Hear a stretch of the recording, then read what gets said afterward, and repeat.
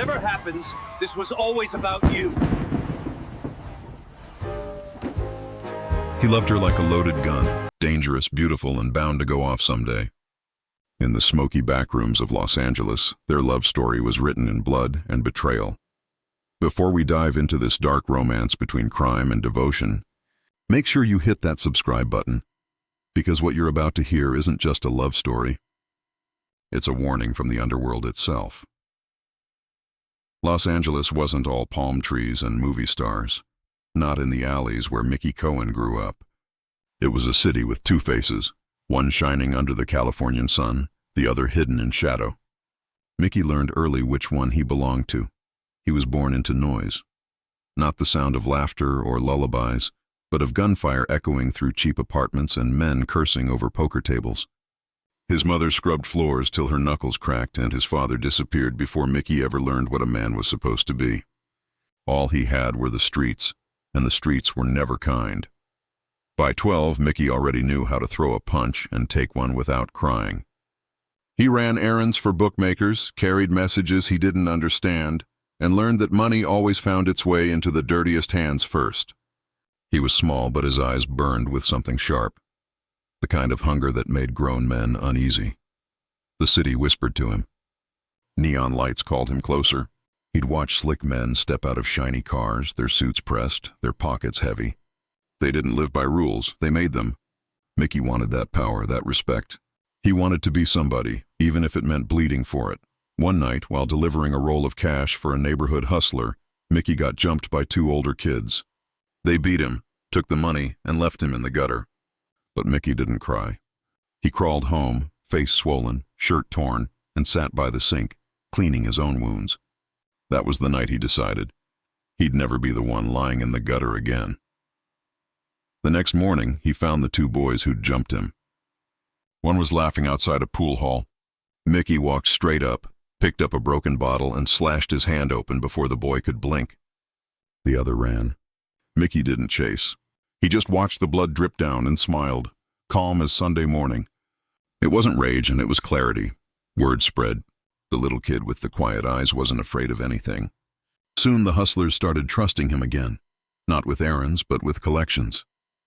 By 15, Mickey had a reputation, polite, punctual, and dangerous. But the truth was, he didn't enjoy the violence. Not yet. It was just a language he understood. Each punch, each scar, each stolen dollar, it all bought him a place in a world where weakness meant death. Then came the boxing gym. Mickey walked in one day with torn shoes and a chip on his shoulder. The trainer laughed when he said he wanted to fight. But when Mickey put on the gloves, the laughter stopped. He fought like he had something buried deep, like every swing was aimed at the ghosts of his past. The ring became his church, the sound of fists his sermon. He wasn't graceful, but he was relentless. The crowd started to notice. So did the wrong kind of people. Local gangsters loved a tough kid who didn't ask questions. And Mickey? He was exactly that. They'd buy him meals, slip him cash, and tell him he had potential. He thought they meant as a boxer. But the ring was only the beginning. By 17, Mickey was fighting under shady promoters who bet against him and made him throw matches. He didn't like it, but the money was too good to refuse. And when he refused once, they made sure he never forgot it. One night after a loss, two men dragged him behind the gym and broke his ribs. Mickey lay there, gasping, staring at the stars through a haze of pain, and understood something new. In this world, you didn't win by being honest. You won by being feared. When he recovered, he changed. The friendly kid who cracked jokes between rounds was gone.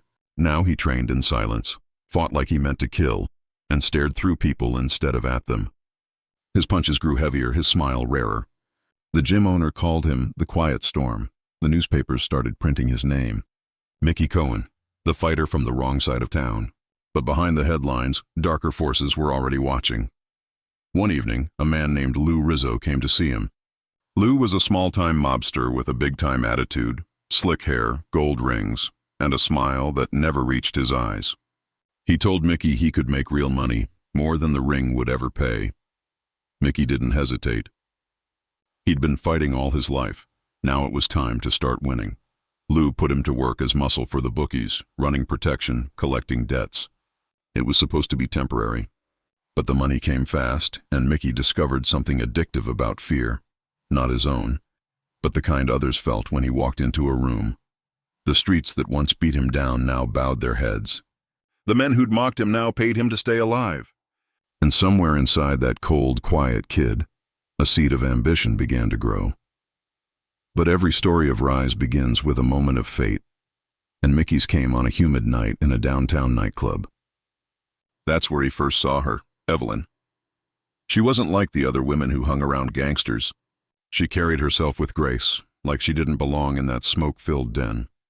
Her dress shimmered under the dim lights, and when she looked up, her eyes met his, calm, unreadable, but curious. For a second, Mickey forgot who he was. He didn't see the fighter, the collector, the kid from the alley. He saw himself reflected in her gaze, a man she could maybe believe in. Evelyn smiled, just a small one, and that was all it took. From that night on, Mickey's path stopped being about money or power. It became about her, protecting her, impressing her, owning the world if that's what it took to keep her close. But in his world, love was never pure. It was currency, and every debt eventually came due. As Mickey's reputation grew, so did the danger. He moved from small-time muscle to trusted enforcer, his fists replaced by guns, his name whispered with fear in bars and back rooms. The cops knew him. The newspapers loved him. And Evelyn, she stayed beside him, drawn to his darkness like a moth to flame. But in the back of his mind, Mickey knew, nothing beautiful lasts long in a world built on violence. Every kiss, every whispered promise was just another countdown to chaos. Still, he couldn't stop. Because for the first time in his life, Mickey Cohen wasn't just surviving. He was living. And when you've spent your whole life bleeding quietly, you start to mistake pain for passion and love for danger. He'd soon learn the difference. Los Angeles in the late 1930s was a dream built on dirty money. Neon lights blinded the truth, jazz played over gunshots, and the law only mattered to those too poor to buy their way out of it.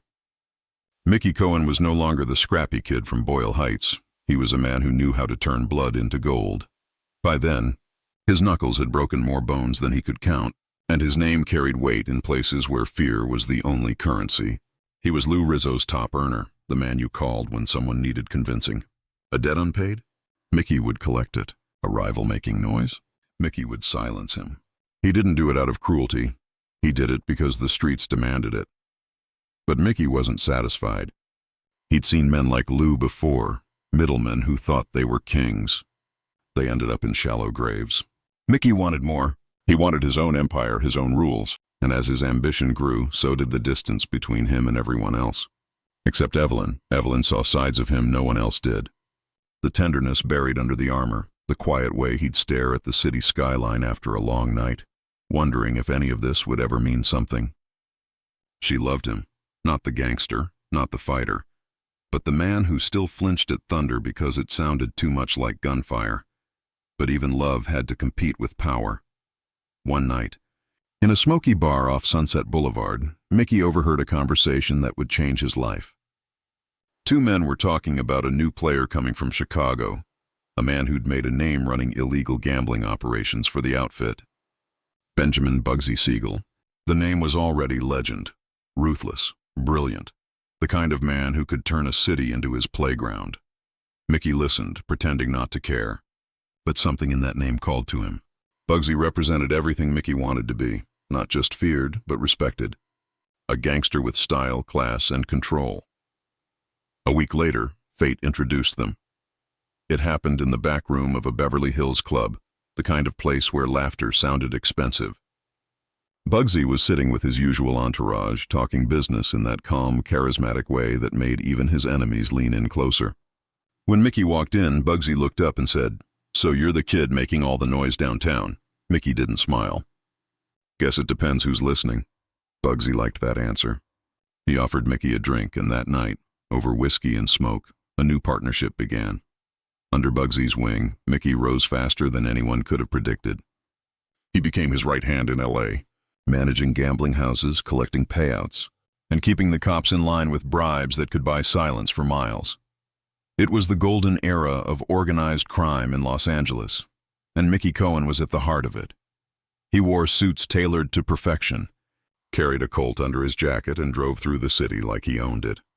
People nodded when he passed, not because they liked him, but because they feared the world that followed him. Evelyn watched the transformation with mixed feelings. She'd always known who he was, but now she saw what power did to him. His eyes grew colder, his laughter rarer. He stopped sleeping through the night. Some mornings she'd wake to find him sitting at the edge of the bed, smoking, staring into the dark like it was talking back. "Mick," she whispered once, touching his shoulder. "You're not in the ring anymore. You don't have to fight everyone." He exhaled slowly, eyes still fixed ahead. "That's where you're wrong, doll. Everyone's always swinging. Some of us just learn to hit first." Still she stayed, because in between the chaos, there were moments, fleeting, but real, when he held her like she was the only thing in the world worth saving. Then came the job that changed everything. A rival operation was skimming profits from one of Bugsy's casinos. Bugsy wanted to send a message, and he chose Mickey to deliver it. The target was a man named Eddie Malvern, a slick operator who thought he could steal from the outfit and live to brag about it. Mickey didn't hesitate. He found Eddie in a downtown warehouse, counting money under the hum of a single bulb. Mickey didn't shout, didn't threaten. He just walked in, gun low, voice calm. "You shouldn't have touched what wasn't yours," he said. Eddie tried to talk, but the fear in his eyes said everything. Mickey pulled the trigger once, then again. The sound echoed off the walls like thunder rolling through the valley. When he stepped back into the night, the air felt colder. He'd done worse things before, but something about this hit lingered. Maybe because Eddie had been a friend once. Maybe because Evelyn's words still echoed in his head. He went home that night and didn't speak a word. Evelyn knew. She always knew. She didn't ask who it was. She just held him. And for the first time in years, Mickey Cohen felt something close to regret. But only for a moment. The next morning, the newspapers were full of whispers. Eddie Malvern was gone. The outfit's reach was stronger than ever, and Mickey Cohen's name was being spoken with a new kind of reverence, the kind reserved for men who crossed a line and didn't look back. Bugsy rewarded him handsomely. Money, cars, and control over LA's bookmaking operations. Mickey had finally made it. He was no longer a hired hand. He was a player, but success in the underworld was a double-edged blade. The more you had, the more you stood to lose. Mickey began noticing eyes on him. Cops, reporters, even other gangsters waiting for him to slip. The air grew thicker, the nights shorter. He'd go to bed hearing sirens, wake up to find another ally in cuffs. Bugsy's empire was starting to tremble, and Mickey could feel the cracks forming beneath his own feet. Still, he kept pushing forward. Because men like Mickey didn't know how to stop. Stopping meant remembering, and remembering meant pain. Evelyn, meanwhile, found herself caught between love and fear.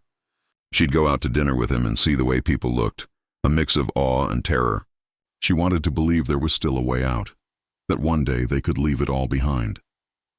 But every time she mentioned it, Mickey would smile that half-smile and say, "This is who I am, Eve. The world made me this way." She wanted to argue, to make him see he was more than that. But in her heart she already knew. You can't save a man who's found peace in his own darkness. By 1946, Mickey was one of the most powerful men in Los Angeles. His clubs were packed, his gambling operations ran smoother than the city's police department, and his name was printed in every paper, some in fear, others in fascination. He had everything he'd ever wanted: money, respect, and the woman he loved. But behind all of it, something was coming. Bugsy was building his grand dream in Las Vegas, the Flamingo Hotel, and he needed every dollar he could get. Mickey, loyal as always, helped funnel the money, kept the workers in line, and silenced the doubters. But whispers began spreading that Bugsy was skimming from his own investors.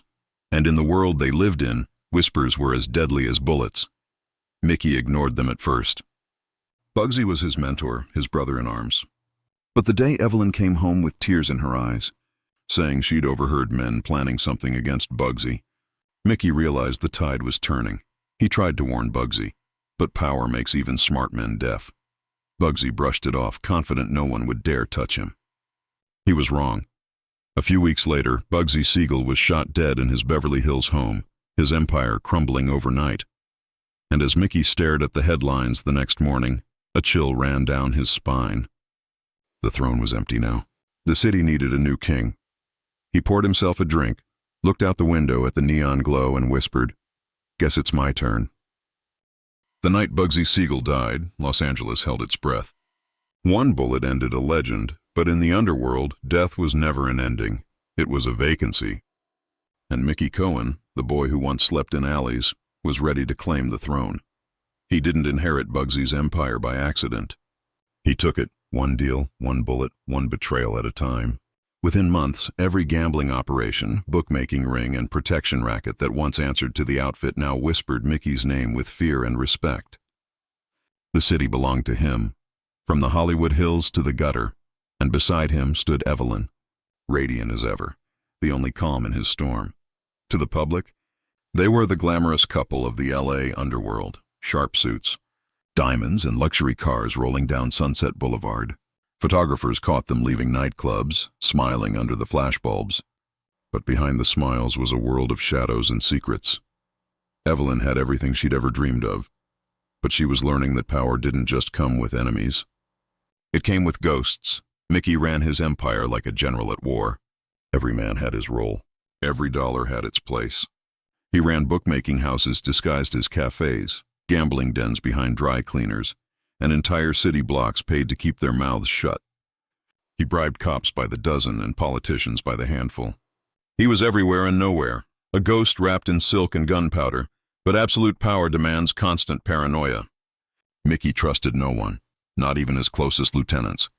He'd test their loyalty in small ways, a missing dollar here, a wrong word there, just to see who'd flinch. And when they did, he'd smile that quiet. Cold smile and say, "You should have known better." The city feared him. But Evelyn saw something else of exhaustion. Late at night, when the parties were over and the streets outside their mansion went silent, Mickey would sit alone in the dim light, counting his money as if it could buy him peace. Evelyn would watch from the doorway, her heart aching. She'd seen him fight every battle, bury every enemy, but she knew he was still at war with himself. "Why do you keep doing this?" she asked one night, her voice soft. "You've got everything now." Mickey didn't look up. "Everything?" He lit a cigarette, eyes lost in the smoke. "You think money changes what a man is?" "It just gives him nicer cages." Evelyn stepped closer, touched his shoulder. "You don't have to live like this, Mick. We could walk away." He finally looked at her. Those dark eyes, sharp as glass, but tired. So tired. "You don't walk away from something like this, Eve. You either run it, or it runs you." She didn't know it then, but that was the truth that would define them both. Mickey's empire grew until even the newspapers couldn't ignore it. Headlines called him the king of the Los Angeles underworld. Reporters described his tailored suits, his charisma, his ruthless rise. But fame in the criminal world is a spotlight that burns. The FBI, the LAPD, even the IRS started circling. Everyone wanted a piece of Mickey Cohen, yet he wasn't afraid. He laughed at the press, taunted the cops, and played the public like a violin. He even held press conferences, claiming he was just a humble businessman. When one reporter asked him if he feared prison, Mickey leaned forward, grinning. "Prison's just a networking event." Pal, Evelyn hated those moments. The arrogance, the danger. It all felt like tempting fate. But Mickey couldn't help himself. He'd survived too much, lost too many, to ever bow down. Behind the scenes, the cracks began to form. His men grew reckless, fighting over money and territory. Some started skimming profits, others running side deals. Mickey dealt with them the only way he knew, swiftly and permanently. The body count rose, and with every drop of blood, Evelyn felt the warmth of their life slipping away. She still loved him, but the man she loved was disappearing under the weight of his own empire. One evening, as they dined at a private table in a Beverly Hills restaurant, Evelyn noticed two men watching them from across the room. Mickey didn't flinch. He cut his steak calmly, eyes locked on hers. "You see them?" he asked quietly. She nodded. "FBI. They've been tailing me for weeks." He smiled faintly, almost proud. "Means I'm doing something right," Evelyn sighed. "Or something wrong." He reached across the table, took her hand. "Don't worry, doll. They'll never touch me. I'm too smart for them." But deep down, Mickey knew every empire ends the same way, and with a fall. Still, he couldn't stop. Because by now the power wasn't just his shield, it was his addiction. He began to isolate himself, even from Evelyn. Late nights turned into longer absences. Rumors spread about other women, about Mickey's growing temper. Evelyn tried to confront him, but he'd always brush it off.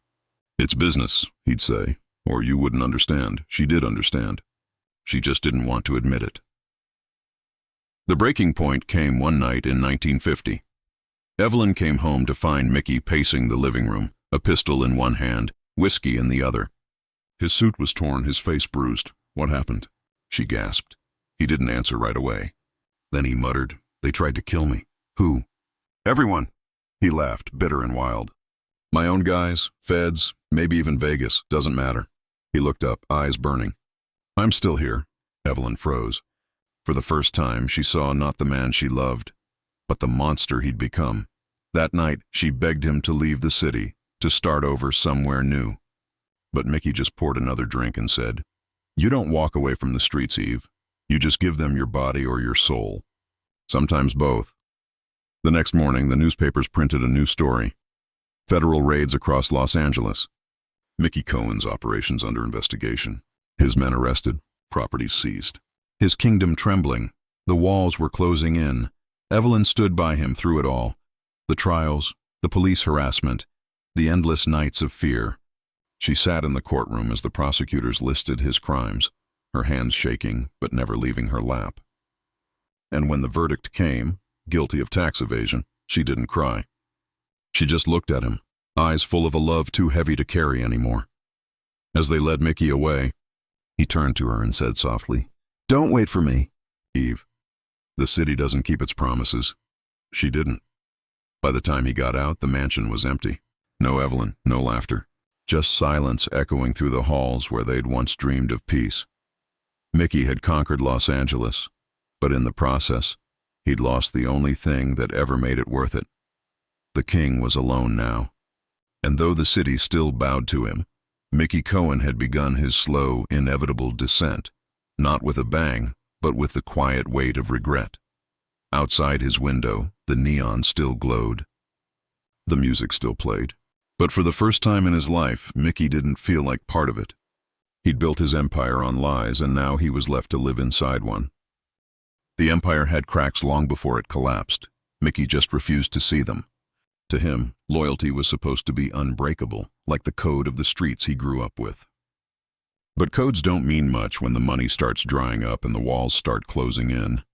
When Mickey came out of prison, Los Angeles had changed.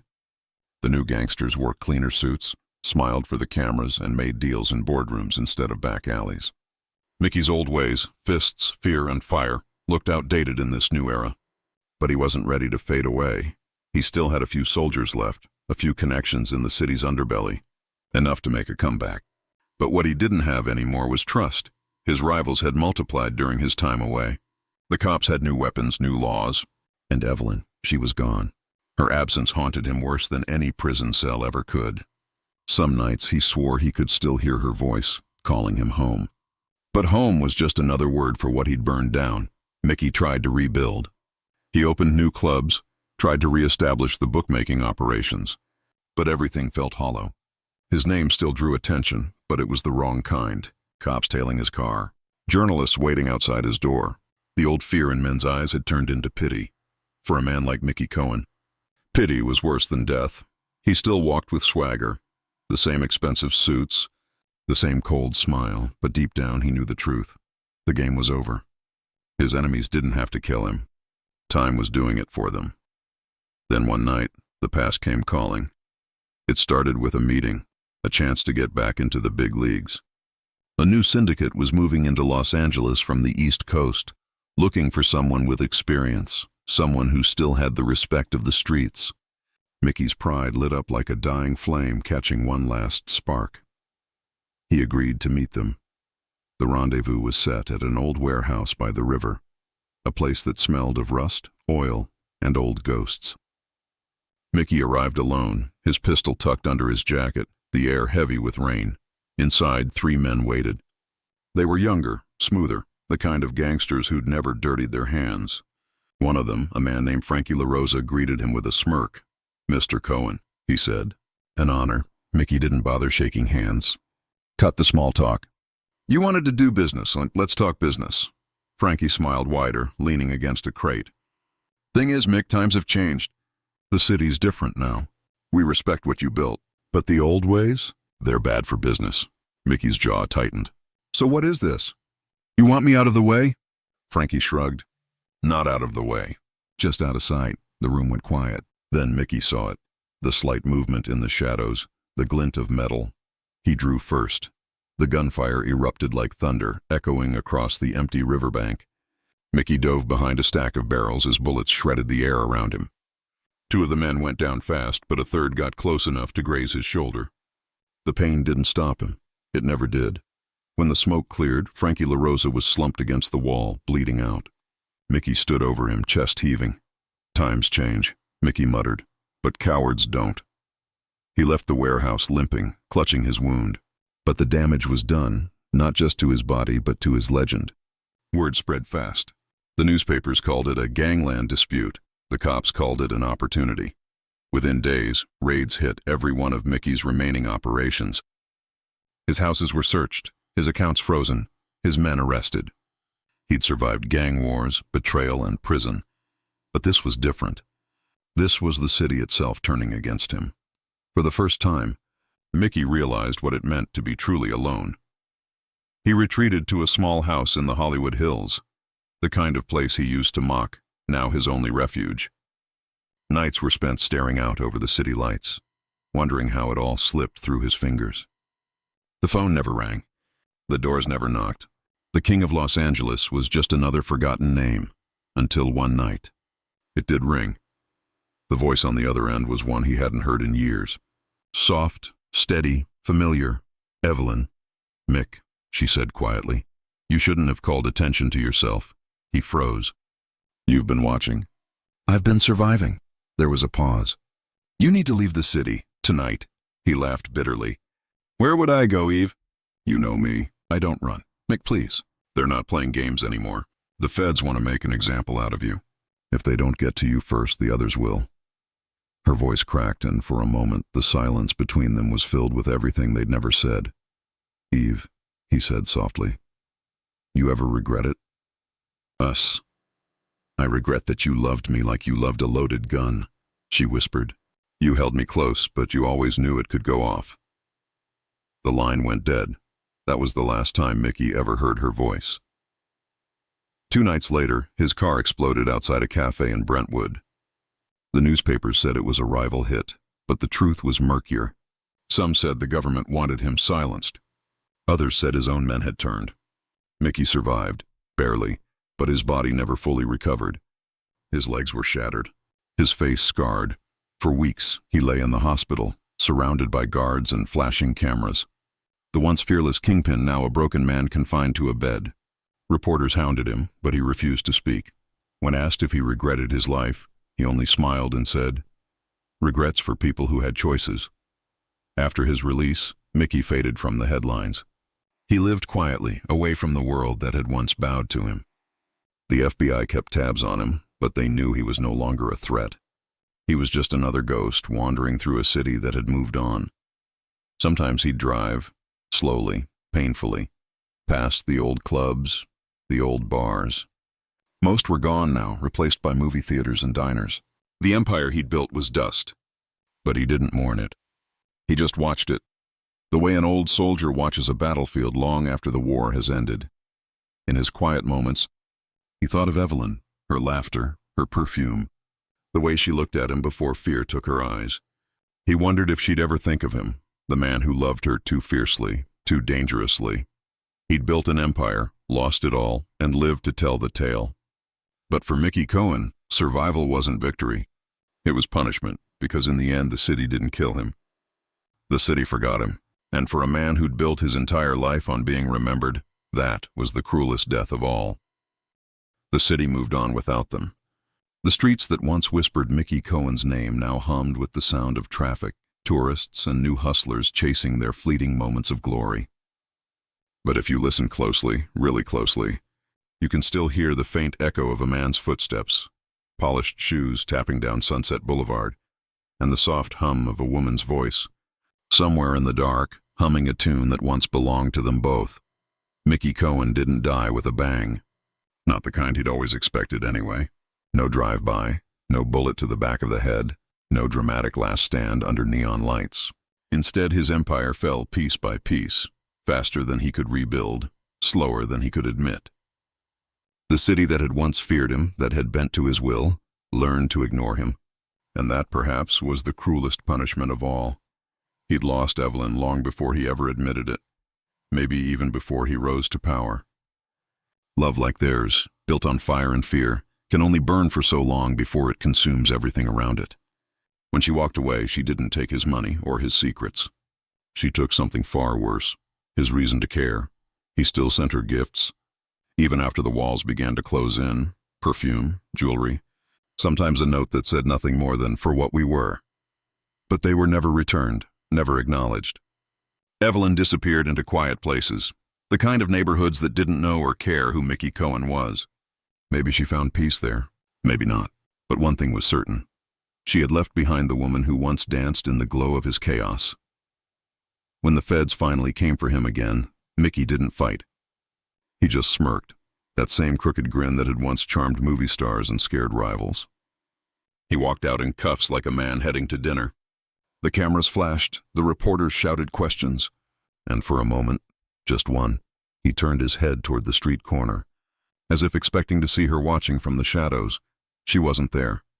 The prison years broke him in ways bullets never could. Time was the great equalizer, even for gangsters. The body that once strutted through Hollywood nightclubs grew frail. The man who once commanded loyalty with a glance now sat alone in silence, haunted by memories that no longer made sense outside those walls. Sometimes, late at night, other inmates would swear they heard him muttering her name. "Evelyn," he'd whisper over and over like a prayer that had lost its faith. They'd laugh, of course, but deep down they knew that kind of love, the kind that kills and saves in the same breath, was the only thing Mickey Cohen ever truly feared. When he got out, Los Angeles was different. The old clubs were gone, the mobsters had either died or gone legitimate, and the world had moved on to new kinds of devils, men in suits with pens instead of pistols. He was a relic, a shadow wandering a city that had forgotten its ghosts. But Mickey never truly left the spotlight. Reporters still sought him out, curious to hear stories of the good old days, as if crime and blood could ever be nostalgic. He'd give them half-truths and smirks, spinning legends out of the ruins of his own life. Sometimes he talked about Evelyn, never by name, but always with that distant look, as if the air itself held her scent. "She was trouble," he'd say, lighting a cigarette with trembling hands. But I was worse. People loved that line. They printed it everywhere.